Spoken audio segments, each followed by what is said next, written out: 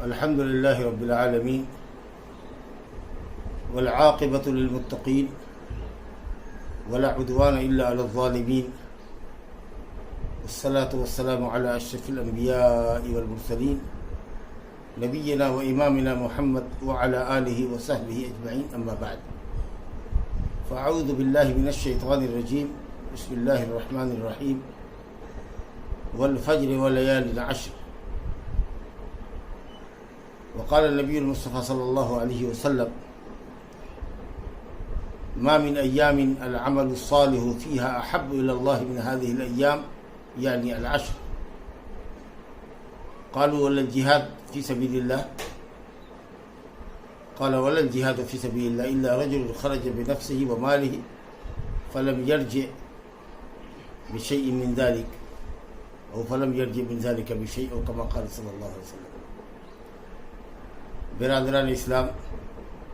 حضرات و خواتین، السلام علیکم ورحمۃ اللہ وبرکاتہ. بعض عزیزان کی خواہش پر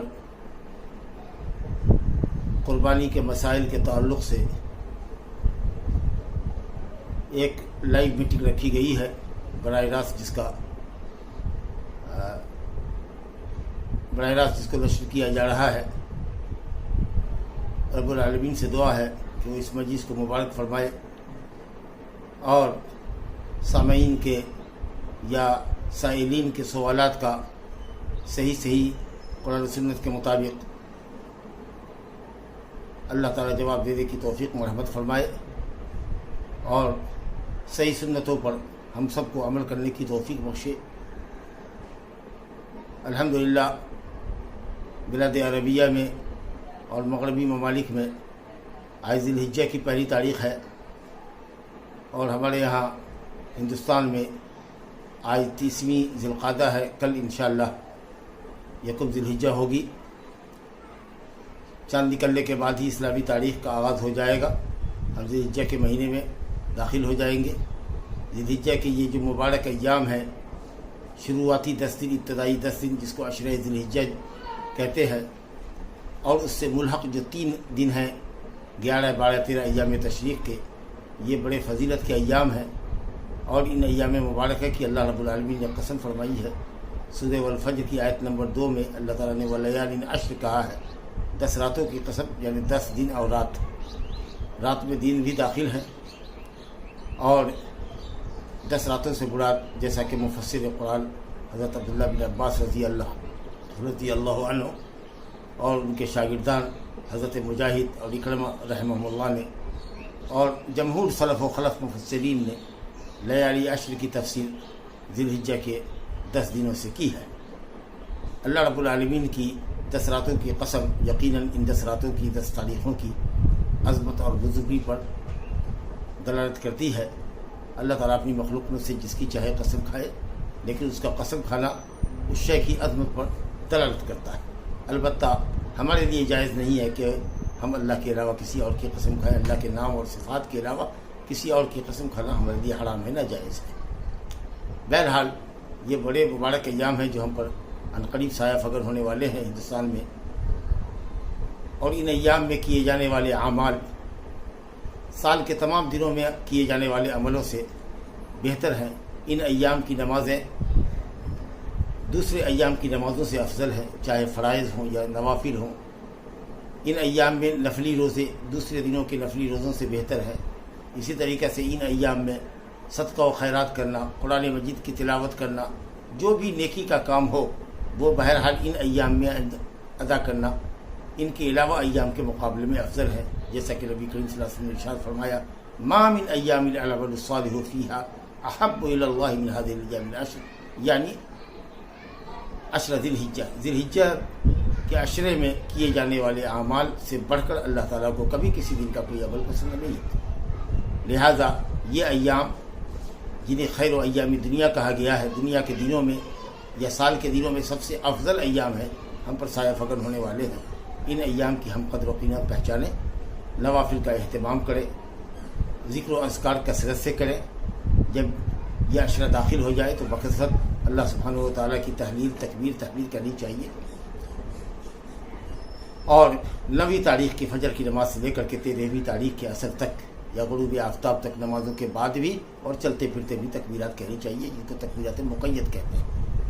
اور یہ جو ایام ہیں انشاءاللہ آج کی مغرب کے وقت سے لے کر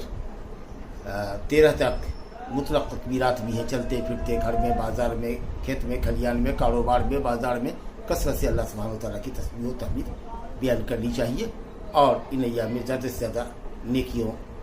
کو سمیٹنا چاہیے اور دامن مراد کو بھرنا چاہیے۔ ان تمہیدی کلمات کے ساتھ ہی اب انشاءاللہ تعالیٰ ہم آپ کے روبرو ہیں اور سوالات کے جواب دینے کے لیے انشاءاللہ حاضر خدمت ہے۔ وباللہ توفیق۔ یوم النحر کے علاوہ کتنے دنوں تک قربانی کرنا صحیح ہے؟ سوال آیا کہ یوم النحر کے علاوہ کتنے دنوں تک قربانی کرنا سنت ہے، جائز ہے۔ یوم النحر 10ویں ذی الحجہ کو کہتے ہیں۔ 10ویں ذی الحجہ کو نماز عید سے فراغت کے بعد سے لے کر 13ویں ذی الحجہ کے غروب آفتاب سے قبل تک، یعنی 4 دن، یوم النحر 10ویں تاریخ اور اس کے بعد ایام تشریق کے 3 دن 11، 12، 13، کل 4 دن قربانی کے ایام ہیں۔ یوم النحر اور ایام تشریق، ایام ذبح کے ایام ہیں۔ سند اس کی صحیح ہے، امام البانی رحمۃ اللہ علیہ نے صحیح کہا ہے اس کو، اور ہم سب جانتے ہیں کہ ایام مینا 13 تک ہے، اور ایام مینا ایام رمی ہے، ایام اکل و شرب ہے، ایام ذکر اللہ ہے، اللہ تعالیٰ کے ذکر کے ایام ہیں، کھانے پینے کے ایام ہیں۔ تو تمام چیزوں کے لیے جب ایام 13 تاریخ تک ہے تو پھر قربانی 12 تک ہی کیوں رہے گی؟ حضرت علی رضی اللہ عنہ اور اسی طریقہ سے حضرت حسن بصری، حضرت عطا اور امام اہل سنہ امام شافعی رحمۃ اللہ علیہ نے فرمایا ہے کہ صاحب 13 تک قربانی ہے، اور انشاءاللہ تعالیٰ اہل علم کے اقوال میں صحیح قول یہی ہے کہ قربانی یوم النحر 10ویں تاریخ سے لے کر ایام التشریق 13ویں کے غروب آفتاب سے قبل تک ہے۔ واللہ اعلم۔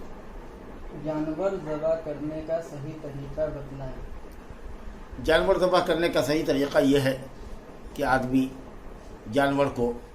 بائیں کروٹ لٹائے تاکہ اس کا رخ قبلہ کی طرف ہو۔ ذبح کرنے والا ذابح اگر رائٹ ہینڈر ہے دائیں ہاتھ سے ذبح کرے گا تو بائیں کروٹ لٹائے، اور اگر لیفٹ ہینڈر ہے تو جانور کو دائیں کروٹ لٹائے تاکہ رخ بہرحال قبلہ کی طرف ہو، اور اس کے بعد بسم اللہ واللہ اکبر، اللہم منک ولک، اللہم تقبل منی ومن اہلی، اتنا اگر کچھ یاد نہ ہو تو پھر بسم اللہ واللہ اکبر کہیں، یہ تو ہر کسی کے لیے آسان ہے۔ اس میں بھی بسم اللہ کہنا شرط ہے، کمپلسری ہے، واجب ہے۔ اللہ اکبر کہنا مستحب۔ اگر کسی کو سورہ انعام کی آیت یاد ہو جو آیت دعا ہے، انی وجہت وجہی للذی فطر السماوات والارض حنیفا وما انا من المشرکین ان صلاتی ونسکی ومحیای ومماتی للہ رب العالمین لا شریک لہ وبذلک امرت وانا اول المسلمین، تو یہ بھی پڑھ لے مستحب ہے۔ لیکن اگر کچھ نہیں پڑھتا ہے، صرف بسم اللہ واللہ اکبر کہہ کے ذبح کرے، یا صرف بسم اللہ ضروری ہے، واللہ اکبر اس کے ساتھ لگانا مستحب ہے، ذبح کرے اور کہے کہ اللہ اس قربانی کو میری طرف سے، میرے اہل و عیال کی طرف سے قبول فرما، یا اگر مردوں کو بھی شامل کرنا چاہتا ہے اپنے ساتھ تو اللہ تعالیٰ میری طرف سے، میرے بال بچوں کی طرف سے اور میرے گھر کے، میرے خاندان کے اموات کی طرف سے قبول فرما اور ذبح کر دے۔ وہ ذبح کرنے کے اندر 4 چیزیں ہوتی ہیں، ایک تو وہ حلقوم ہے جو ہوا کی نلی ہے، اور ایک نرخڑے سے لے کر کے میدے تک جو کھانے کی نلی ہے وہ ہے، اور 2 جو موٹی شہ رگ ہے دائیں اور بائیں، چاروں کو اچھی طریقے سے کاٹنا چاہیے اور ان کا طریقے سے ذبح کرنا چاہیے۔ اکثر قصاب وغیرہ کہے گا بسم اللہ کر کے آپ چھری چلا دیجئے، وہ ذرا چمڑا کٹ گیا اور خون گرنے لگا، اس سے وہ کہے گا کہ نہیں چھری آپ ہم کو دے دیجئے، میں باقی ذبح کر لیتا ہوں۔ نہیں، جو ذبح کرے گا اس کی ذمہ داری ہے کہ وہ پورے طریقے سے ہوا کی نلی کو، کھانے کی نلی کو اور دونوں رگوں کو مکمل طریقہ سے کاٹے، یہاں تک کہ مکمل ذبح وہ خود کرے، اور اس طریقے سے جب تک جانور ٹھنڈا نہ ہو اس کی کھال نکالنے کا کام، کھال چھڑانے کا کام یا کھال ادھیڑنے کا کام نہ کرے۔ میرے گھر میں میرے والد کے علاوہ 2 بھائی بھی کماتے ہیں، مگر سب لوگوں کا کھانا ایک ساتھ بنتا ہے۔ میرے والد قربانی سب کے نام سے کر رہے ہیں، تو کیا یہ درست ہے؟ ایک صاحب کا سوال یہ آیا کہ صاحب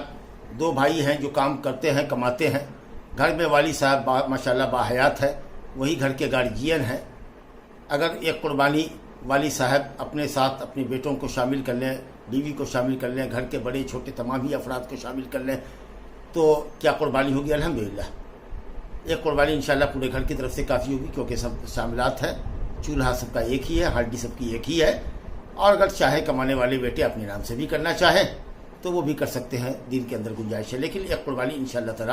تمام لوگوں کی طرف سے کافی ہوگی جب تک وہ ساتھ اور شاملات رہ رہے ہیں۔ قربانی کیا ہے، نیز قربانی کرنا کیسا ہے؟ قربانی کیا ہے اور قربانی کرنا کیسا ہے، دونوں ایک ہی مسئلہ ہے۔ قربانی کا حکم پوچھ رہے ہیں تو قربانی کا حکم جمہور اہل علم کے نزدیک سنت موقدہ ہے، بلا عذر شرعی کے آدمی کو قربانی چھوڑنا نہیں چاہیے، گویا استطاعت کے باوجود قربانی ترک کرنا یہ عمل ناپسندیدہ ہے، مکروہ ہے، جبکہ امام ابو حنیفہ رحمۃ اللہ علیہ اور بعض دوسرے علماء غالباً شیخ الاسلام ابن تیمیہ رحمۃ اللہ علیہ اور شیخ ابن عثیمین رحمۃ اللہ علیہ، ان علماء کے نزدیک قربانی کرنا واجب ہے۔ اگر استطاعت کے باوجود آدمی قربانی نہیں کرتا تو وہ گنہگار ہوگا۔ میت کی طرف سے قربانی کرنا کیسا ہے اور اس کا گوشت کس طرح تقسیم کیا جائے گا؟ نیز کیا محمد صلی اللہ علیہ وسلم کے نام سے قربانی ہو سکتی ہے؟ ایک سوال میں کئی شق ابھی پیش کیا گیا، میت کی طرف سے قربانی کی جا سکتی ہے، اور اگر میت کی طرف سے قربانی کی جائے تو اس کے گوشت کا کیا حکم ہے، اور یہ کہ نبی صلی اللہ علیہ وسلم کی طرف سے قربانی کی جا سکتی ہے، قربانی دی جا سکتی ہے۔ پہلی بات تو یہ ہے کہ میت کی طرف سے مستقل قربانی یعنی ایک جانور یا بڑے جانور کا ایک حصہ نبی کریم صلی اللہ علیہ وسلم سے ثابت نہیں ہے، اسی لیے بعض محققین علماء نے لکھا ہے کہ اگر میت کو آپ ثواب میں شریک کرنا چاہتے ہیں تو اپنے نام کے ساتھ ان کو شامل کیجیے۔ مثلا اگر آپ قربانی اپنی طرف سے کر رہے ہیں تو آپ یہ کہیے اللہ تقبل منی، میری طرف سے اللہ قبول فرما، میرے اہل و عیال کی طرف سے قبول فرما، اور مردوں کا نام لیجیے یا یہ کہیے کہ میرے دادیال لالیال سسرال کے تمام اموات کی طرف سے یہ قربانی قبول فرما، انشاءاللہ تعالیٰ کافی ہوگی۔ یا اپنے نام کے ساتھ اپنے اموات کا نام لے لیجیے۔ بہرحال ایک زندہ شخص کی طرف سے قربانی ہونی چاہیے، کیونکہ اصل عبادت زندوں کی طرف سے مطلوب ہے، مردوں کو ثواب پہنچایا جا سکتا ہے، خاص کر کے یہ مالی صدقہ ہے۔ جمہور اہل علم نے کہا کہ جائز ہے کہ شاملات کی بھی قربانی ہو، یعنی زندہ اپنے ساتھ مردے کو شامل کرے، اور مردوں کی طرف سے مستقل بھی ایک حصہ یا بڑا جانور یا بڑے جانور کا ایک حصہ یا چھوٹا جانور بکرا وغیرہ میت کی طرف سے بھی کیا جا سکتا ہے۔ پھر ان کے درمیان آپس میں اختلاف ہے کہ اگر میت کی طرف سے قربانی کی جا سکتی ہے تو گوشت کو پورا خیرات کرنا پڑے گا جیسا کہ صدقے کا حکم ہے، یا قربانی کے گوشت کا حکم ہوگا کہ کھائیں بھی اور کھلائیں بھی، دونوں طرح کا نظریہ ہے۔ لیکن چونکہ نبی کریم صلی اللہ علیہ وسلم نے اماں خدیجہ کی طرف سے کبھی نہیں کیا کہ زینب، حضرت رقیہ، حضرت ام کلثوم رضی اللہ عنہ، آپ کی دختران میں سے 3 دختروں کا انتقال آپ کی زندگی میں ہوا، آپ نے ان کی طرف سے کبھی نہیں کیا۔ سید الشہداء حضرت حمزہ بن عبد المطلب رضی اللہ عنہ کی طرف سے آپ نے کبھی مستقل قربانی نہیں کی، تو اس لیے انشاءاللہ تعالیٰ صحیح قول یہ ہے کہ مستقل قربانی نہیں کرنی چاہیے میت کی طرف سے، تاکہ اس لفڑے میں یا جھنجٹ میں آدمی نہ پڑے کہ اس کے گوشت کو پورا صدقہ کیا جائے یا قربانی کے حکم کی طرح سے زندوں کی قربانی کے حکم کی طرح سے کھایا اور کھلایا جائے۔ بہتر یہ ہے کہ زندہ اپنے نام کے ساتھ، کوئی ایک زندہ گھر کا کوئی بھی ایک آدمی اپنے نام کے ساتھ مردوں کے نام کو شامل کر لے، اور اس کے بعد وہ گوشت کھائے گا بھی اور کھلائے بھی گا، جیسے کہ زندگی قربانی کا حکم ہے، اور ثواب بھی الحمدللہ وہ تمام کے تمام شریک ہوں گے۔ الا یہ کہ میت نے اگر وصیت کی ہو، مطلب باپ نے وصیت کی ہو، ماں نے وصیت کی ہو کہ بیٹا میری طرف سے ہر سال قربانی کرنا، اور کوئی جائیداد بھی اس کے لیے وقف کر رکھی ہو جو قربانی کے لیے کافی ہے، تب تو بالکل کمپلسری ہے کہ انہوں نے جائیداد رکھی ہے۔ لیکن اگر جائیداد نہ چھوڑی ہو، صرف بال بچوں کو وصیت کر کے والدین گئے ہوں، تو بھی وصیت کی تنفیذ مناسب ہے۔ اگر بال بچے قادر ہوں تو ان کو چاہیے کہ اپنے ماں باپ کی وصیت پر عمل کریں، اور نیکی اور احسان ان کے ساتھ انتقال کے بعد بھی ان کے لیے کریں، اور اگر استطاعت نہیں ہے تو اس وصیت کی تکمیل ان پر واجب نہیں ہے۔ لیکن اگر وصیت نہ ہو تو ایسے ہی ثواب کی غرض سے، ثواب میں شریک کرنے کے لیے اگر آپ چاہیں تو کر سکتے ہیں، لیکن اس کی سب سے بہتر شکل یہ ہے کہ زندہ شخص اپنے نام کے ساتھ اپنے اموات کو شامل کر لے، بجائے اس کے کہ کوئی ایک مستقل جانور ان کی طرف سے کرے۔ واللہ اعلم۔ بعض عالم دین کہتے ہیں کہ جو شخص قربانی کرنے کی طاقت نہ رکھتا ہو وہ ثواب کی نیت سے اپنے بال اور ناخن کو اس عشرے میں نہ کاٹے تاکہ اسے بھی قربانی کا ثواب مل سکے۔ جی ایسی حدیث ہے۔ سوال یہ آیا کہ اگر کسی شخص کے پاس استطاعت نہیں ہے قربانی کی، غریب آدمی ہے، مفلوک الحال ہے، یا قرض لے گا لیکن قرض کی ادائیگی پر وہ قادر نہیں ہوگا، مشکلیں اس کی بڑھ جائیں گی، تو کیا وہ اپنے بال ناخن کو عشرہ ذی الحجہ میں چھوڑ دے، چاند نکلنے سے پہلے قطر لے اور اس کے بعد عشرہ ذی الحجہ میں بال ناخن نہ لے، اور اس کے بعد وہ ذی الحجہ کے 10 تاریخ کو نماز عید کے بعد وہ اپنے بال ناخن کو ترشوائے تو کیا اس کو ثواب قربانی کا مل جائے گا؟ ایسی حدیث ہے ابو داؤد میں، اس کی سند میں اہل علم نے کلام کیا ہے، لیکن اللہ تعالیٰ کی ذات سے امید ہے انشاءاللہ تعالیٰ کئی سندوں سے آنے کے بعد بعض اہل علم نے اس حدیث کو حسن لغیر ہی کہا ہے، اس سے انشاءاللہ تعالیٰ اللہ کے فضل سے یہ امید رکھی جانی چاہیے کہ اللہ تعالیٰ اپنے فضل سے اس غریب کو بھی قربانی کرنے کا ثواب عطا فرمائے گا۔ کیا قربانی کے بعد غیر حاجیوں کو بال منڈوانے سے کوئی ثواب ملتا ہے؟ قربانی کرنے والا اگر غیر حاجی ہے تو کیا وہ بال بھی مڑوائے؟ نہیں، ضرورت ہے تو بال مڑوائے، بال چھوٹا کرائے، لیکن اس کا کوئی ثواب نہیں ہے۔ قربانی کرنے کے اندر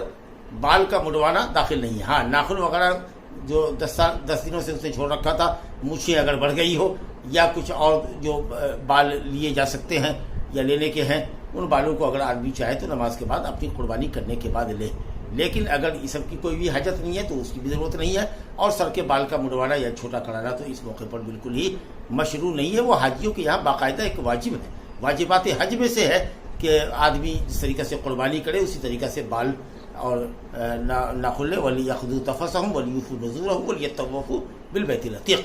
یہ حجاج کرام کے لیے واجب ہے۔ یا اسی طریقے سے عمرہ کرنے والے کے لیے عمرہ کی ادائیگی کے بعد بال کا مڈوانا یا چھوٹا کرانا یہ عمرہ کے واجبات میں سے ہے۔ اگر وہ نہیں کرتا ہے یہاں تک کہ وہ احرام کی چادر پہن لیتا ہے یا گھر میں آ جاتا ہے یا بیوی سے مخالفت کر لیتا ہے تو اس کو تو باقاعدہ دم دینا پڑے گا، لیکن قربانی کرنے والے کے لیے اس عمل کی کوئی مشروعیت نہیں ہے، کوئی ثواب کی چیز نہیں ہے۔ قربانی کے اندر بال کی قربانی یا بال مڈوانا یہ داخل نہیں ہے۔ قربانی جانور کے حلقوم پر چھری چلانا 10 تاریخ یوم النحر کو نماز عید الاضحیٰ کے بعد سے لے کر کے غروب آفتاب تک 13 تاریخ تک بہیمۃ الانعام جو مخصوص جانور ہے، اونٹ کا مذکر مؤنث، گائے کا مذکر مؤنث، بھیڑ دبا مذکر مؤنث اور بکرا بکری، یہ 8 قسم کے جانوروں کے گردن پر مخصوص ایام میں یوم النحر سے لے کر ایام تشریق کے غروب آفتاب تک تقرب الی اللہ کی نیت سے چھری چلانے اور جانور کے ذبح کرنے کا نام قربانی ہے۔ اس میں بال مڈوانا یہ قربانی کا جز نہیں ہے یا قربانی میں داخل نہیں ہے۔ کیا 1 سال کے بکری کی قربانی کر سکتے ہیں؟ اسی طرح خصی کی قربانی کر سکتے ہیں؟ قربانی دمبا کی ہوگی یا مینڈھے کی؟ ایک سوال میں کئی سوال داخل کر دیا ہے۔ 1 سال کے بکرے کی قربانی ہو سکتی ہے؟ نبی کریم صلی اللہ علیہ وسلم نے فرمایا لا تذبحوا الا مسنۃ۔ حضرت جابر رضی اللہ عنہ کی روایت ہے مسلم میں، اگرچہ اہل علم نے کلام کیا ہے لیکن انشاءاللہ حدیث صحیح ہے، مت ذبح کرو مگر مسنہ، دتا ہوا، جس کو سنی کہا گیا ہے، جس کے دودھ کے دانت ٹوٹ کر پختہ دانت نیچے کے 2 دانت آ گئے۔ اب اہل علم نے یہ لکھا ہے کہ یہ دانت بکری کا کب آتا ہے تو کہا کہ 1 سال کا ہو جائے، دوسرے سال میں داخل ہو جائے، اور گائے بیل جب 2 سال کے ہو کر تیسرے سال میں داخل ہو جائے تب وہ دتے ہیں۔ اسی طریقے سے اونٹ 5 سال کا ہو جائے، 6 سال میں داخل ہو جائے تو وہ دتا ہے۔ لیکن ہو سکتا ہے کہ آب و ہوا کی بنیاد پر اور غذا کی بنیاد پر کچھ پہلے ہی چند مہینے پہلے دت جائیں یا ان کے دانت نکل آئے، یا پھر ہو سکتا ہے کہ 2-4 مہینے کے بعد ہوگا۔ ہم جس علاقے میں ہیں بہار کے علاقے میں یا نیپال کے ترائی علاقوں کے اندر عام طریقے سے 15 مہینے کے بعد بکرا بکری دتے ہیں۔ تو یہ سمجھنا کہ صاحب 1 سال ہو گیا اور دوسرے سال میں پہلا ہی دن ہے اور ذبح کر دیا تو مقصود وہ نہیں ہے، مقصود یہ ہے کہ سنی ہونا چاہیے، دتا ہونا چاہیے۔ اب یہ دتتا کب ہے یہ اہل علم نے اقوال لکھے ہیں یا اہل لغت نے اقوال لکھے ہیں کہ بکری جب 1 سال کی ہو جائے، دوسرے سال میں داخل ہو جائے، اور گائے جب اذا استکملت البقرہ سنتین ودخلت فی الثالثہ، اور اونٹ اذا استقبل الابل اذا استقبل 5 سنین ودخلت فی السادسہ، 5 سال کا ہو جائے، 6 میں داخل ہو جائے۔ یہ ان کے اپنے تجربات ہیں یا لوگوں کی سنی سنائی باتیں ہیں جو انہوں نے سمجھی ہے، لیکن اصل مقصود ہے کہ سنی ہونا چاہیے، دتا ہونا چاہیے۔ البتہ بھیڑ کا بچہ اگر 6 مہینے کا ہے فرما ہے تو 6 مہینے کے بچے کو جزع کہتے ہیں، الجزع جزع یا جزع دتا غیر دتا ہوا۔ تو آپ نے فرمایا نبی صلی اللہ علیہ وسلم کی حدیث ہے سنن کے اندر ان الجزع یوفی مما یوفی منہ السنی، بھیڑ کا 6 مہینے کا بچہ، اور حنفیہ کے نزدیک ہے کہ وہ اتنا بڑا اور موٹا تازہ ہو کہ 1 سال کے بچوں کے درمیان اگر چھوڑ دیا جائے تو تمیز کرنی مشکل ہو، تو ایسا غیر دتا ہوا بچہ بھیڑ کا جائز ہے اگر وہ خربا ہو۔ تو بہرحال 6 مہینہ اور اس سے زائد کا بچہ بھیڑ کا جو دتا ہوا نہ بھی ہو تو اس کی قربانی جائز ہے، البتہ اس میں بھی اگر مسن نہ ہو تو افضل ہے انشاءاللہ تعالیٰ۔ لیکن اس کے علاوہ بکرے بکری میں، گائے بیل میں، اونٹ اونٹنی میں اس کا دتا ہونا ہی شرط ہے۔ कोई आदमी कुर्बानी अच्छा, इसी सवाल के अंदर एक जो ये भी था कि क्या खसी किए हुए जानवर की कुर्बानी है, यानी जिसका खुशिया स्क्रोटम निकाल दिया गया हो। हाँ, तो मुज़क्कर के अंदर, बकरे के अंदर ख़ास तरीक़े से लोग जानते हैं कि जिस जानवर की या बकरे की अगर खसी कर दी जाती है तो उसका गोश्त पाकीज़ा हो जाता है और लहम उसका तय्यब है, पाकीज़ा हो जाता है, बरखिलाफ़ इसके कि अगर फ़हल हो और उसके अंदर पूरी क़ुव्वत हो, उसका स्क्रोटम छोड़ दिया जाए तो वो अपनी मुअन्नस पर जुस्ती करने के सबब उसके गोश्त के अंदर बदबू हो जाती है। तो बहरहाल अगर चाहें कि वो कामिलुल अज्जा हो, स्क्रूटम रहे उसका, गैर खसी किया हुआ हो तो भी कर सकते हैं, और खसी किया हुआ हो तो भी जायज़ है। नबी करीम सल्लल्लाहु अलैहि वसल्लम जिन 2 मेढों की कुर्बानी किया करते थे, काना यज़बहु कबशैन अमलहैन, और उसी में रवायत है मौजूऐन, जिनके खुशिये निकाल लिए गए होते थे। तो नबी करीम सल्लल्लाहु अलैहि वसल्लम से खसी किए हुए जानवर की कुर्बानी साबित है, इसलिए ये जानवर के अंदर ऐब नहीं। कोई आदमी कुर्बानी कर ले और उसके बाद पता चले कि वो जानवर दता हुआ नहीं है, तो क्या उसकी कुर्बानी होगी या नहीं? कुर्बानी उसने जानवर बगैर दता हुआ किया, उसको देख लेना चाहिए कि वो दता है कि नहीं, उयूब से पाक है कि नहीं। अगर ये सब कुछ नहीं देखा है उसने और उसने उसको ज़बह कर दिया तो कुर्बानी नहीं होगी। अय्याम कुर्बानी के अंदर उसको कुर्बानी पलटानी पड़ेगी। क्या हामला जानवर की कुर्बानी दुरुस्त है? जी, जानते बूझते हुए भी हामला जानवर की आप कुर्बानी कर सकते हैं, इसमें कोई हर्ज नहीं है, ये ऐब में दाखिल नहीं है। दूधार जानवर की भी आप कर सकते हैं, जब तक कुर्बानी नहीं हो रही है दूध आप बछड़े को पिलाइए या बकरी के बच्चे को दूध पिलाइए, और उसके बाद आप जो बच जाता है आप उसको खा भी सकते हैं। बाद ने कहा कि उसको खैरात कर दीजिए, लेकिन बहरहाल दूधार जानवर की कुर्बानी भी कर सकते हैं, हामला की भी कुर्बानी कर सकते हैं, और जानवर का ज़बह करना ही पेट में पलने वाले बच्चे का ज़बह करना है। अगर वो बच्चा जो पेट में है अगर वो मर भी जाए तो आप उसकी गर्दन काटिए, उसकी खाल हटाइए और उसके गोश्त को खाइए, और अगर जिंदा हो तो फिर उसको भी ज़बह कीजिए। बिस्मिल्लाह अल्लाहु अकबर। जिस जानवर का आधा सींग टूट गया हो, क्या उसकी कुर्बानी कर सकते हैं? आधा हिस्सा अगर सींग का टूटा हुआ हो तो कुर्बानी जायज़ माल खड़ा है। नबी सल्लल्लाहु अलैहि वसल्लम ने सींग टूटे कान कटे हुए जानवर की कुर्बानी से मना किया है, हदीस में कलाम है, मगर अहले इल्म ने कहा है कि साहब वो बकरू है, जानवर के अंदर सींग खूबसूरती की अलामत है, लेकिन अगर बहुत मामूली सा हो तो इंशाअल्लाह ताला कोई हर्ज नहीं है। हनाबला के नज़दीक तो बड़ी ताकीद है इसकी कि साहब अगर वो टूटा हुआ है या इवन सींग के ऊपर की जो गिलाफ होता है, कवर जो होता है, अगर वो भी निकल जाए तो वो जायज़ नहीं होगा। और इमाम मालिक रहमतुल्लाह अलैह के नज़दीक है कि इस कदर टूटा हुआ हो कि जड़ से खून निकलता हो, लेकिन अगर आधे से कम है तो इंशाअल्लाह जायज़ है। आधा या आधा से अगर ज़ायद है तो जमहूर अहले इल्म ने इसकी जानवर की कुर्बानी को जायज़ तो कहा है, लेकिन कराहत है इसके अंदर। क्या कुर्बानी के जानवर में अकीका कर सकते हैं? ला इलाहा इल्लल्लाह, ये सवाल बड़ा पॉपुलर है और बहुत ज़्यादा लोग करते हैं कि कुर्बानी के जानवर में क्या अकीका कर सकते हैं। मुराद है बड़ा जानवर जिसके अंदर 7 हिस्से लगते हैं, तो कुछ कुर्बानी कर दिया, 3 हिस्सा मिसाल के तौर पर कुर्बानी कर दिया, और 2 बेटा है तो 4 हिस्सा उनकी तरफ से 2-2 हिस्सा करके कि 2 बकरे के कायम मकाम है अकीका कर देते हैं। ये ऐसा चलन शहर और देहातों के अंदर है, लेकिन ये अकीका नहीं है, ये दुरुस्त नहीं है, क्योंकि अकीका बहरहाल वो बच्चे की जान का फिदिया है। कहा गया हदीस में है कुल्लु गुलामिन मुर्तहनुन बिअकीकति, बच्चा अपने अकीके की वजह से गिरवी है, गोया कि वो अकीका उसकी जान का फिदिया है, लिहाजा जान का बदला जान होना चाहिए। और नबी सल्लल्लाहु अलैहि वसल्लम ने फरमाया अनिल गुलाम शातान मुकाफ़अतन व अनिल जालियत शातुन वाहिदा, बच्चे की तरफ से लड़के की तरफ से 2 बराबर उम्र की बकरी होनी चाहिए, एक जैसी हो, एक साइज़ की। जमहूर अहले इल्म ने अइम्मा अरबा ने दता होना उसके लिए भी शर्त किया है, लेकिन दूसरे कुछ उलमा के नज़दीक गैर दता हुआ भी, लेकिन जो देखने में अच्छा हो, भला हो और लगता हो कि हाँ बकरा है, वो ऐसा नहीं, बिल्कुल किट छोटा बच्चा हो ऐसा नहीं हो, लगे कि साहब वो बकरा है। तो बहरहाल वो 2 जानवर, लड़के की तरफ से 2 बकरा और लड़की की तरफ से 1 बकरा, ये मसनून है, जैसा कि नबी सल्लल्लाहु अलैहि वसल्लम ने नस्से सरी के साथ फरमाया है, और हदीस में नस्से सरी है 2 बकरा होना चाहिए, हम उम्र होना चाहिए। लेकिन बड़े जानवर में जाहिर है कि अगर जमहूर अहले इल्म ने कहा है कि अकीका बड़े जानवर के अंदर भी जायज़ है, तो उन्होंने कहा कि मुकम्मल एक जानवर एक बच्चे की तरफ से लड़का हो या लड़की करना होगा। हालांकि हदीस के अंदर बड़े जानवर का जिक्र नहीं है, जो इस सिलसिले में अक़वाल हैं वो बाज़ ताबईन के अक़वाल हैं, और अहले इल्म ने उनकी बुनियादों पर बड़े जानवर की भी को भी अकीका में ज़बह करना दुरुस्त कहा है, लेकिन यह है कि साहब वो पूरा एक जानवर होना चाहिए। अलबत्ता हनफिया 2 हिस्से को 2 बकरे के कायम मकाम समझते हैं, लेकिन ये खिलाफ सुन्नत है, और नहीं तो कम अज़ कम अगर बहुत बचते बचाते भी कहें तो ये खिलाफ औला ضرور ہے، لہذا 2 مستقل جانور ہونا چاہیے، یا جمہور کے قول پر اگر عمل کرتے ہیں تو پورا 1 جانور ہونا چاہیے، بڑا جانور ہو تو پورا 1 جانور ہو۔ ویسے یہ ناچیز جو آپ کے سامنے سوالات کے جواب دے رہا ہے وہ اس کو درست نہیں سمجھتا ہے کہ بڑے جانور عقیقے میں ذبح کیے جائیں۔ لازم ہے کہ اگر آدمی عقیقے کی سنت موقدہ کو یا وجوب کو ادا کر رہا ہے تو وہ 2 بکرا کرے، اگر استطاعت نہ ہو تو بحالت مجبوری 1 بکرا کرے، بلوغت سے پہلے اگر کبھی اللہ تعالیٰ قوت اور توفیق دے دے تو دوسرا بکرا اسی بچے کی طرف سے بھی کر دے، یہ سب گنجائش موجود ہے، لیکن خلاف سنت عمل نہ کرے، واللہ اعلم۔ موجودہ حالات کے پیش نظر کاروبار نہ چلنے کی وجہ سے اتنے پیسے نہیں کہ قربانی کا جانور لے سکے، تو کیا قرض لے کر قربانی کا جانور لے سکتے ہیں جبکہ جانتے ہیں کہ حالات اچھے ہونے کے بعد وہ قرض لوٹا دے گا؟ حالات اس وقت کاروباری کورونا کی وجہ سے یا کساد بازاری کی وجہ سے جو بھی اسباب ہوں،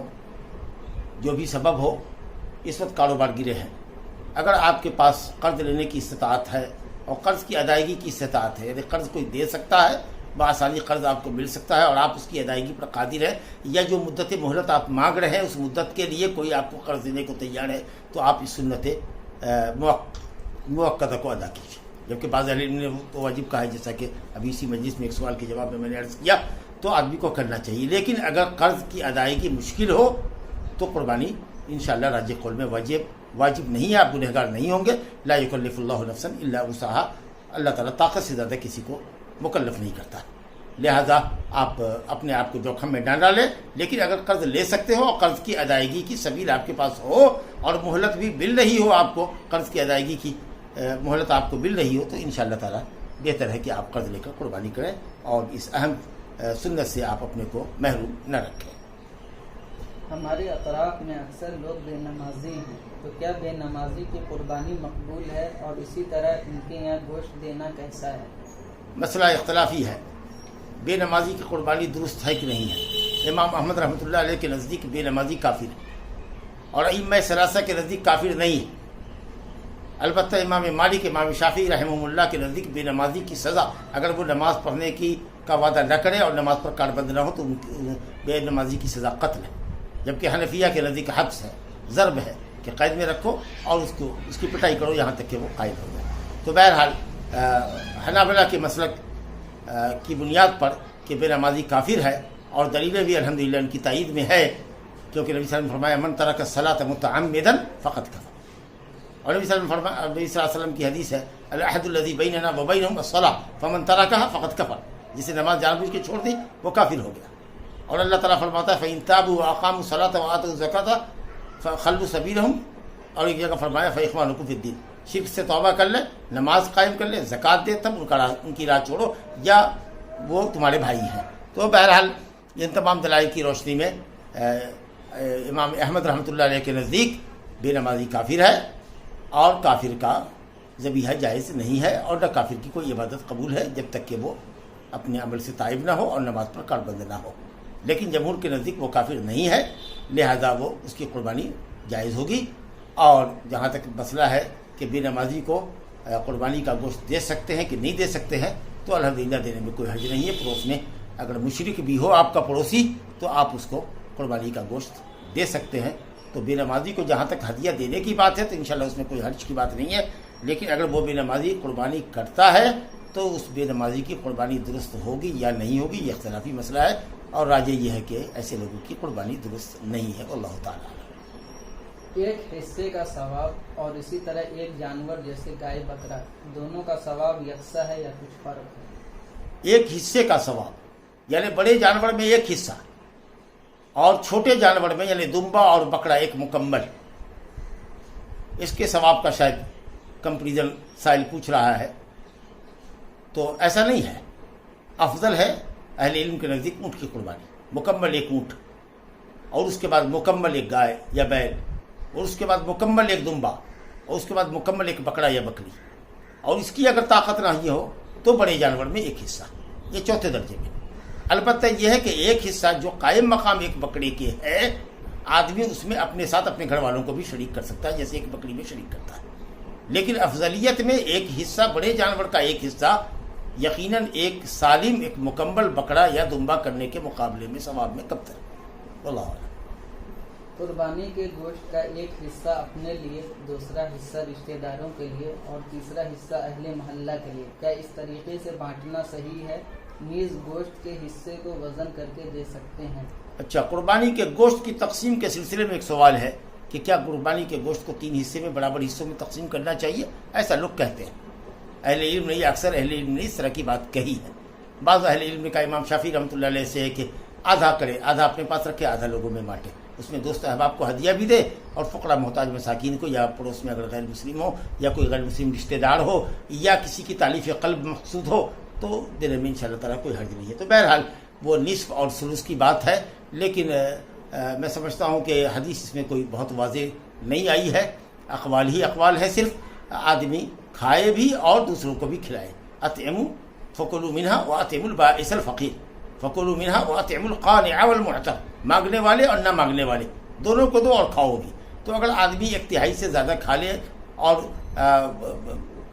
1/3 سے کم خیرات کرے، یا اسی طریقہ سے اگر چھوٹی فیملی ہے اور اس نے بڑا جانور مثال کے طور پر کیا ہے، وہ چاہتا ہے کہ 1 حصہ 2 حصے کا گوشت اپنے پاس رکھے اور 5 حصہ وہ خیرات کر دے، الحمدللہ گنجائش ہے۔ ایسا کچھ نہیں ہے کہ صاحب وہ بالکل ترازو پر تول کر کے برابر 1 حصے 1/3 حصہ اپنے پاس رکھے، 1/3 دوستوں اور رشتہ داروں کے لیے رکھیں اور 1/3 فقراء اور مساکین کے لیے رکھیں۔ الحمدللہ اللہ کے دن میں اس طرح کی کوئی سختی اور تقید نہیں ہے، آدمی ضرورت کے مطابق رکھے بھی اور خیرات بھی کرے۔ جب فقراء مساکین کی کثرت ہو اور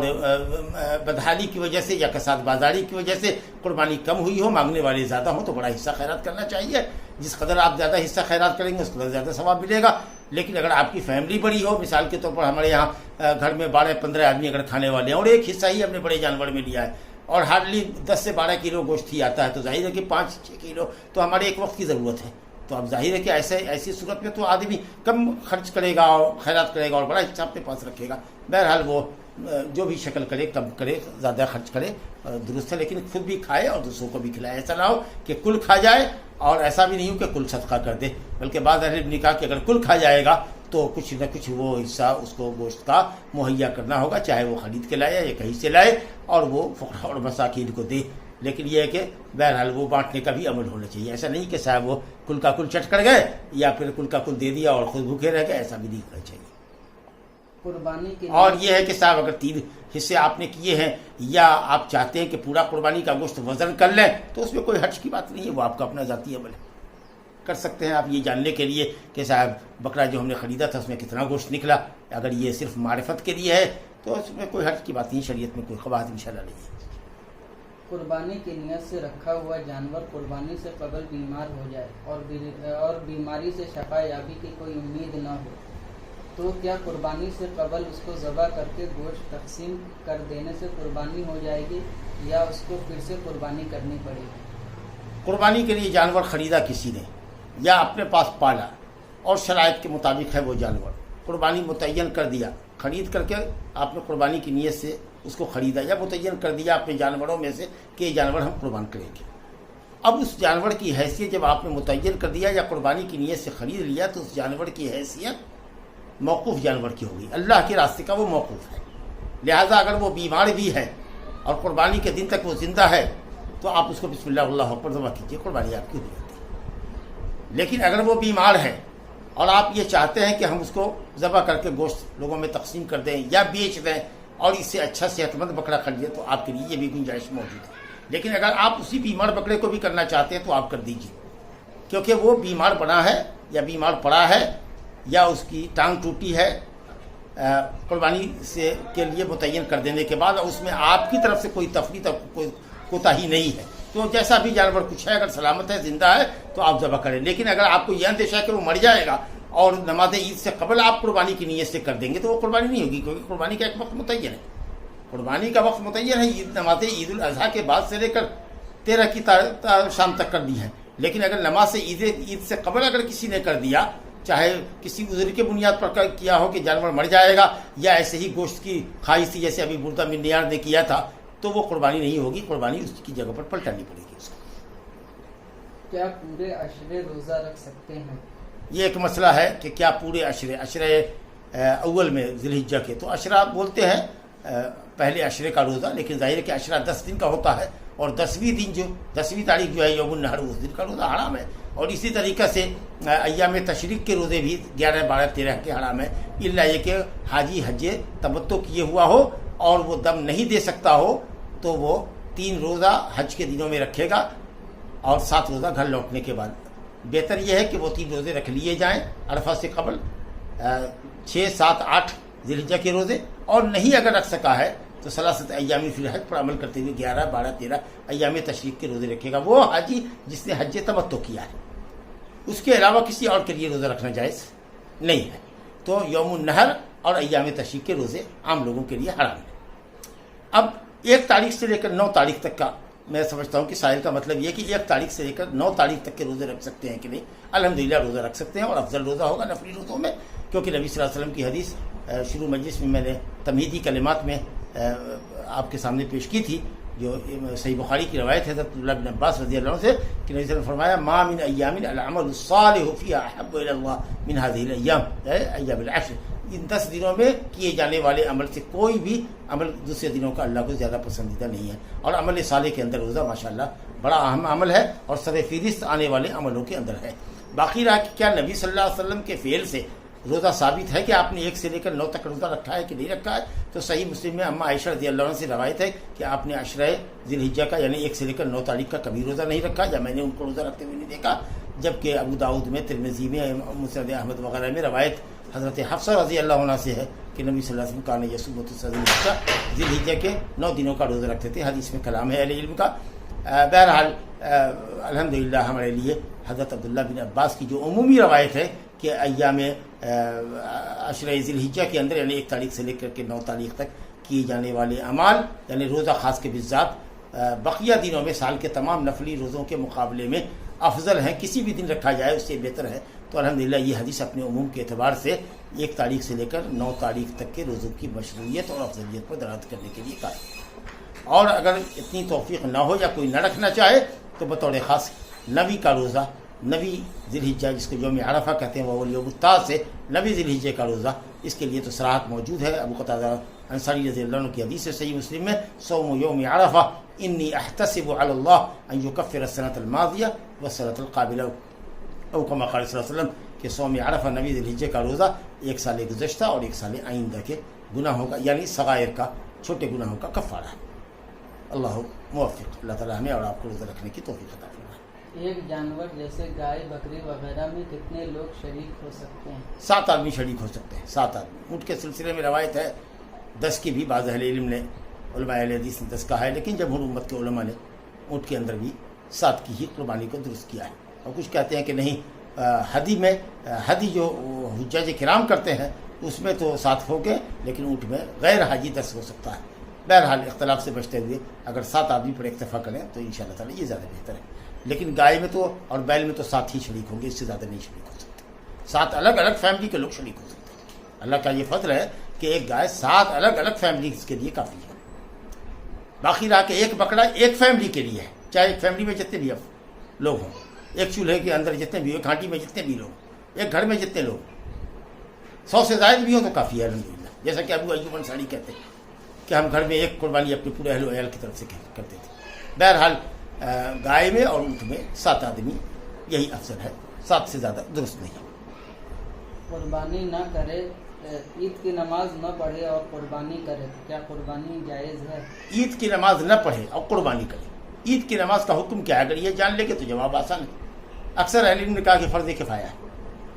کچھ لوگ اگر پڑھ لیں اور کچھ نہ پڑھے تو کوئی حرج کی بات نہیں، لیکن بہرحال فرض ہے، کفایہ ہے۔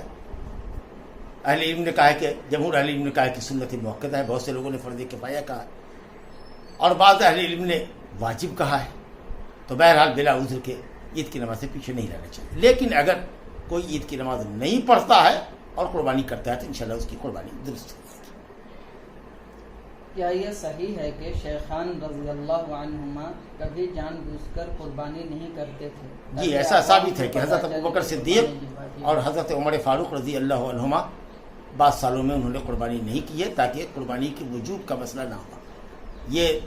دلیلوں میں سے ایک دلیل ہے ان لوگوں کی جو کہتے ہیں کہ قربانی واجب نہیں ہے، تاہم جیسا کہ عرض کیا کہ وجوب کے خوف سے کہ کوئی واجب نہ سمجھے تو اس لیے کبھی کبھار چھوڑتے ہیں۔ الحمدللہ شریعت کہ مسائل لوگوں کو معلوم ہے، اس لیے اب اگر کوئی شخص مستطیع ہے تو اس کے لیے سنت موقدہ ہے کہ وہ قربانی کرے، اور بلا عذر کے قربانی چھوڑنا مکروہ ہے۔ اگر حرام نہ ہو اور باعث گناہ نہ ہو تو مکروہ ضرور ہے۔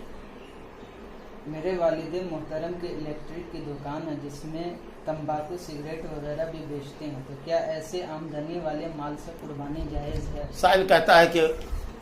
ایسی تجارت ہے جس میں جائز اور ناجائز دونوں طرح کی چیزیں فروخت کی جاتی ہیں یا کاروبار کیا جاتا ہے، تو ایسے مال سے جو مخلوط مال ہو، جس میں حلال کے ساتھ حرام بھی لگا ہو، ملا ہو، شامل ہو، اس کی قربانی، اس سے قربانی کا جانور لیا جا سکتا ہے، قربانی کی جا سکتی ہے۔ جواب ہے کہ نہیں، ان اللہ طیب لا یقبل الا طیبا، اللہ پاک ہے، پاکیزہ مال کو قبول کرتا ہے، اس سے حلال کاروبار سے ہی اور حلال اشیاء کی خرید و فروخت کے ہی پیسے سے قربانی کی جائے گی۔ ویسے اس مسلمان کو اللہ سے ڈرتے ہوئے حرام کی تجارت چھوڑنی چاہیے، اس پر واجب ہے کہ وہ خود بھی حلال کھائے، اپنے بچوں کو بھی حلال کھلائے۔ بطور علامت جانور پر کاروباری لوگ کچھ لکھ دیتے ہیں جس سے چمڑے پر نشان عیاں ہوتا ہے، تو کیا یہ بھی عیب میں شمار ہوگا؟ کوئی حرج نہیں ہے اگر چمڑے وغیرہ پر کوئی نشان بنا دیا جائے، جیسے بہت سارے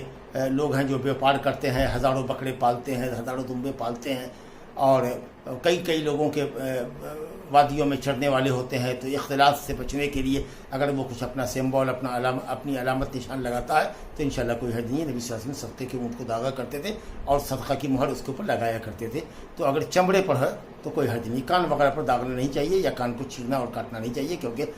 کان کا چیرنا، سینگ کا توڑنا، اسی طریقے سے دم وغیرہ کا کاٹنا یہ مکروہ ہے، عمل ہے۔ تو اگر چمڑے کے اوپر کوئی نشان، کوئی سمبل مختصر سا ہو جس سے جانور کی شناخت ہو سکے اور خلط ملط نہ ہو، تو الحمدللہ اس میں کوئی حرج نہیں ہے اور یہ عیب میں شمار نہیں ہے۔ قربانی کا جانور ذبح کرنے کے بدلے جانور کا سر طلب کرنا یا ذبح کرنے کے بدلے پیسہ لینا کیسا ہے؟ نہیں سوال سمجھ میں آیا۔ قربانی کا جانور ذبح کرنے کے بدلے جانور کا جو سر ہوتا ہے، اچھا، ذبح کرنے والا اپنی اجرت اگر کہے کہ صاحب ہمیں آپ اجرت دیں گے تو ہم ذبح کریں گے، تو آپ اس کو اجرت دیجئے، لیکن قربانی کا گوشت آپ اجرت میں نہیں دے سکتے، قصاب کو بھی نہیں دے سکتے جو آپ کی بوٹیاں بنا رہا ہے، کھال چھوڑا رہا ہے، آپ ان کو نہیں دے سکتے، آپ ان کو الگ سے پیسے دیں، لیکن گوشت کو قیمت میں نہیں دے سکتے، سر کو قیمت میں نہیں دے سکتے۔ ہاں، آپ یوں ہدیہ کر دیں، ذبح کرنے والے کو، قصاب کو دے دیں یا کسی محتاج کو دے دیں، وہ آپ کی مرضی ہے، لیکن اجرت میں بہرحال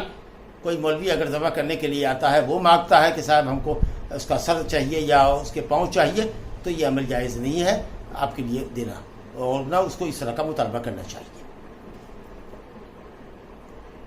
جن پر زکوٰۃ واجب ہے ان پر قربانی بھی واجب ہے؟ ایسی کوئی بات نہیں ہے، استطاعت اگر ہو قربانی دے سکتا ہو، من وجد سعت، جو قربانی کی طاقت رکھتا ہو، حدیث میں کلام ہے، بہرحال استطاعت کی شرط ہے۔ اگر مستطیع ہے، قربانی کے وقت اس کے پاس پیسہ نہیں تھا، اس وقت پیسہ آ گیا ہے کہیں سے، اور بڑے جانور میں 2-2,500 روپے ہی تو لگتا ہے، بعض جگہ 1,600، 1,800، 2,000 روپے لگتے ہیں، اگر اس کے پاس ہے انتظام تو الحمدللہ وہ قربانی کر سکتا ہے، حالانکہ اس کے مال پر زکوٰۃ واجب نہیں ہے۔ تو یہ کہنا کہ صاحب نصاب ہو تو قربانی ہے، نہیں، قربانی کی اگر استطاعت ہے تو وہ قربانی کرے گا، بشرطے کہ وہ زیر بار نہ ہو یا دوسروں سے قرض لے کر ادائیگی پر قادر نہ ہو، تو قربانی اس کے حق میں مشروع نہیں ہے۔ کیا قربانی کرنے کے بعد حلق کرانا درست ہے؟ اس سوال کا جواب آ چکا ہے۔ قربانی کرنے کے بعد حلق کی کوئی شرعی حیثیت نہیں ہے، آپ کی ضرورت ہے اگر ہے بال بڑھوانے کی تو بڑھوائیے، اس کا قربانی سے کچھ بھی لینا دینا نہیں ہے۔ ناخن مونچھ اگر آپ کی 10 دنوں کے اندر جو آپ نے قربانی کے ارادے سے کی وجہ سے چھوڑ رکھی تھی، اگر وہ آپ چاہتے ہیں لینا تو قربانی کرنے کے بعد آپ لے سکتے ہیں، اگر نہیں لینے کی حاجت ہے تو کیا بھی ضروری نہیں ہے۔ کہ جائے کہ بال مڑوانا یا بال چھوٹا کرانا سر کا ذبح کرنے والے کے لیے یا اس کی فیملی، اس کے ممبر کے لیے، مردوں کے لیے، اس کی کوئی شرعی حیثیت نہیں ہے، اس کا قربانی سے کوئی لینا دینا نہیں ہے، اور نہ اس پر کوئی ثواب ہے۔ ایک عالم دین نے گائے میں صرف ایک ہی حصے کو جائز قرار دیا ہے، لہذا جواب بالتفصیل نہ ترجیح بتائے۔ کوئی بھی شخص اگر یہ کہتا ہے کہ بڑے جانور میں یعنی گائے میں یا اونٹ میں صرف ایک ہی آدمی کرے گا، ایک ہی حصہ، یعنی ایک فیملی ممبر ایک کر سکتا ہے یا اپنے گھر والے ہی کی طرف سے کر سکتا ہے، 7 الگ الگ گھر والے شریک نہیں ہو سکتے ہیں، تو وہ عالم نہیں ہے بلکہ وہ جاہل ہے۔ صحیح مسلم میں روایت ہے، صحیحین کی روایت ہے کہ ہم لوگ ایک بدنہ میں، ایک گائے میں 7 آدمی شریک ہوا کرتے، بالکل دس سے صحیح حدیث۔ یہ اللہ تعالیٰ کا فضل عظیم۔ یہ قول عجیب و غریب ہے کہ آج مجھے یہ کسی سائل سے معلوم ہوا کہ کوئی مولوی یہ کہہ رہا ہے کہ بڑے جانور میں 7 حصے نہیں کیے جا سکتے، تو نص صریح ہے حدیث کے اندر۔ صحیح بخاری اور مسلم کی حدیث ہے، تمام کتب ستہ کے اندر حدیث موجود ہے۔ حضرت جابر رضی اللہ عنہ کی جو روایت ہے صفت و حجت نبی کے باب میں جو امام مسلم نے ذکر کیا، اس کے اندر بھی موجود ہے۔ یہ بالکل واضح مسئلہ ہے جو ہمارے یہاں کا عام آدمی بھی جانتا ہے۔ وہ کیسا عالم ہے جو یہ کہتا ہے کہ جانور میں، بڑے جانور میں 7 آدمی شریک نہیں ہو سکتے؟ گائے کے 7 حصوں میں ہر ایک حصہ ایک اہل خانہ کی جانب سے کفایت کرے گا، یا ہر حصہ فقط ایک ہی فرد کی جانب سے ہی ہو سکتا ہے؟ سوال کا جواب آ چکا ہے کہ بڑے جانور میں ایک حصہ اگر کوئی لیتا ہے تو وہ پورے اہل خانہ کی طرف سے کافی ہے۔ آدمی نیت کرے کہ یہ حصہ جو میں نے ایک حصہ لیا ہے وہ میری طرف سے اور میرے اہل خانہ کی طرف سے، الحمدللہ وہ کافی ہوگا، کیونکہ وہ قائم مقام ایک بکرے کے قربانی کے اندر۔ پھر آپ اس سے استدلال مت سمجھیے گا کہ صاحب عقیقے کے اندر بھی 2 حصہ اگر کر دیتے تو 2 بکرا تو ہم نے کر ہی دیا۔ یہ صرف قربانی کے اندر ہے کیونکہ دلیل موجود ہے، اور عقیقے کے اندر 2 الگ الگ بکرے ہونے کی دلیل موجود ہے، نص موجود ہے کہ وہاں 2 بکرا ہونا چاہیے، اور یہاں نص موجود ہے کہ بڑے جانور میں 7 آدمی شریک ہو سکتا ہے۔ لہذا یہاں قربانی کے باب میں ایک بڑے جانور کا ایک حصہ 7 حصوں میں سے ایک حصہ وہ قربانی کے اندر پورے اہل خانہ کی طرف سے کافی ہوگا، جسے ایک بکرا کافی ہوتا ہے۔ یہ صرف قربانی کے لیے اسپیشل حکم ہے۔ عقیقہ تو بڑے جانور کا تو غیر مسنون ہے، مسنون ہے ہی نہیں، لیکن اگر کرتے ہیں جمہور اہل علم کر دی تو پورا ایک جانور دینا ہوگا۔ اور سنت سے یہ ہے کہ صاحب لڑکے کی طرف سے 2 بکرا ہونا چاہیے اور لڑکی کی طرف سے 1 بکرا ہو یا بکری ہو، مذکر مؤنث دونوں برابر۔ 2 آدمی مل کر جانور خریدے تو کیا 7 حصہ میں اس کا پرائس کو ڈیوائڈ کر کے 3 اور 4 حصہ خریدے؟ ہاں ایسا ہے مسئلہ کہ اگر 2 آدمی مل کر کے خریدے، جب 7 شریک ہو سکتے ہیں تو 2 بھی شریک ہو سکتے ہیں، تو برابر سے بھی گوشت بانٹ لیں گے۔ 2 آدمی مل کر ایک جانور خریدے، 2 الگ الگ آدمی، اور پورے گوشت کو وزن کر کے برابر بانٹ لیں، تو ایسا بھی ہو سکتا ہے۔ بعض اہل علم نے کہا کہ سہام کے حساب سے بانٹے، ایک آدمی 4 حصہ لے، ایک آدمی 3 حصہ لے، لیکن انشاءاللہ اس میں تقید کی کوئی ضرورت نہیں ہے۔ جب 7 آدمی شریک ہو سکتے ہیں تو 2 آدمی بدرجہ اولا شریک ہو سکتے ہیں،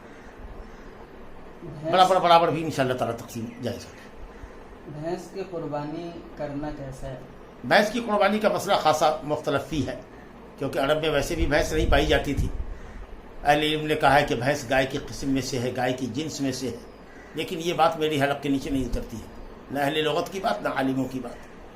کیونکہ ہم اس کو سمجھتے ہیں کہ یہ ایک جنس نہیں ہے، 2 الگ الگ جنس ہیں۔ زکوٰۃ کے باب میں قیاس کیا ہے لوگوں نے کہ گائے کی طرح سے 30 جاموس اگر ہو، در و نسل کے لیے کسی نے رکھا ہو، اور سال بھر اکثر دنوں میں وہ عام چراگاہ میں چڑھتی ہو تو اس پر زکوٰۃ ہے۔ جیسے گائے میں طبی ہے، 1 سال کا بچہ ہے، 30 میں اور 40 میں مسنہ ہے، تو اسی طریقے سے جاموس کے اندر ہے۔ لیکن قربانی کے اندر ثمانیت ازواج، اللہ تعالیٰ نے 8 قسم کے نر مادہ مذکر مؤنث کو، اونٹ کا مذکر مؤنث، گائے کا مذکر مؤنث، زان کا، بھیڑ کا مذکر مؤنث اور بکرے کا مذکر مؤنث اللہ تعالیٰ نے متعین فرما دیا ہے۔ اور دونوں 2 جنس ہیں، الگ الگ جنس ہیں۔ اطباء سے پوچھ لیجئے، سائنسدانوں سے پوچھ لیجئے، اور یہ ہے کہ صاحب دونوں کے گوشت کی بھی تاثیر الگ ہے، دونوں کے دودھ کی بھی تاثیر الگ ہے، دونوں کے مزاج میں بھی الگ الگ فرق ہے۔ گائے پانی سے بھاگتی ہے جبکہ وہ بھینس پانی میں رہنا پسند کرتی ہے، اور گائے کا مذکر جس کو سانٹ کہتے ہیں وہ بھینس کے اوپر جفتی کے لیے نہیں آ سکتا، اور اسی طریقے سے گائے کا مذکر جو ہے وہ جاموس کا، بھینس کا جو مذکر ہے وہ گائے کے لیے جفتی کے لیے فٹ نہیں ہوتا ہے۔ تو اطباء جو ماہرین ہیں یا جو سائنٹسٹ ہیں وہ کہتے ہیں کہ یہ دونوں بالکل کوائٹلی الگ الگ جنس ہے، یہ ایک جنس نہیں ہے۔ لیکن اگر چلیے کسی بھی خانے میں اگر ہم مان کے چلتے ہیں کہ یہ اسی جنس کی چیز ہے، تو پھر یہ ہے کہ صاحب جب تک منصوص چیز مل رہی ہے منصوص کی قربانی کریں، غیر منصوص کی نہ کریں۔ اگر منصوص پر قادر نہ ہو آدمی تو بدرجہ مجبوری دیکھا جائے گا کہ اس اجتہاد کے اوپر کہ آیا وہ جاموس من جنس البقر من نوع البقر ہے یا نہیں ہے۔ کچھ لوگ کہتے ہیں کچھ نہیں ہے، تو اس فتوے اوپر بدرجہ مجبوری عمل کیا جائے گا جب جانور جو قربانی کے لیے منصوص جانور ہے، حدیث کے اندر یا قرآن مجید کی آیت کے اندر جو نص سے صریح سے ثابت ہے، اگر یہ جانور دستیاب نہیں ہوتے ہیں تو پھر اس پر اس اجتہاد پر عمل کرنے کے سلسلے میں غور کیا جا سکتا ہے۔ لیکن جب تک کہ منصوص جانور موجود ہے میں جاموس کی قربانی کو درست نہیں سمجھتا ہوں۔ ویسے اجتہادی مسئلہ ہے یہ، واللہ تعالی علم۔ قربانی کا جانور خواتین بھی ذبح کر سکتی ہیں؟ الحمدللہ کر سکتی ہیں۔ قربانی جس کے نام سے ہو بہتر ہے کہ وہ خود ہی اپنے ذبح کرے، اگر وہ ذبح کرنے پر قادر ہو۔ عورت کا ذبیحہ درست ہے، صحیح بخاری میں روایت ہے، حضرت کعب بن مالک رضی اللہ عنہ کی لونڈی تھی جس نے ایک بکری کو پتھر توڑ کر کے ذبح کیا تھا جو مرنے کے قریب آئی تھی، تو آپ نے اس کی ذبیحہ کو درست فرمایا۔ اور اسی طریقے سے حضرت ابو موسیٰ اشعری رضی اللہ عنہ اپنی بیٹیوں کو کہتے تھے کہ وہ خود اپنا ذبیحہ کریں۔ اگر ذبیحہ نہیں کرنے پر عورتیں قادر ہیں تو کم سے کم اگر ان کے نام سے ذبیحہ ہو رہا ہے تو وہ وہاں موجود رہیں، جیسا کہ نبی کریم صلی اللہ علیہ وسلم نے حضرت فاطمہ رضی اللہ عنہا سے کہا تھا. جی جانور کا سینگ ہی نہ ہو کیا اس کی قربانی جائز ہے؟ ہاں پیدائش طور پر اگر سنگ نہ ہو یا اسی طریقے سے دم نہ ہو تو قربانی بلا کراہت انشاءاللہ جائز ہے. ویسے سنگ والا خوبصورت جو ہوتا ہے اچھا ہے، افضل ہے کہ سنگ والا، لیکن اگر پیدائشی طور پر سنگ نہیں ہے تو قربانی بلا کراہت جائز ہے. ویسے افضل ہے کہ سنگ والا ہو، لیکن سنگ جلا دی گئی ہو، سنگ توڑ دی گئی ہو، تب تو پھر اس کی قربانی مکروہ ہوگی.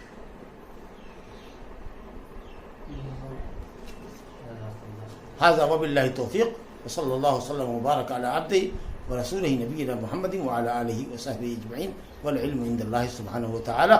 أقول قولي هذا وأستغفر الله لي ولكم ولسائر المسلمين كل ذنب فاستغفروه إنه هو الغفور الرحيم. سبحانك اللهم وبحمدك أشهد أن لا إله إلا أنت أستغفرك وأتوب إليك. السلام عليكم ورحمة الله.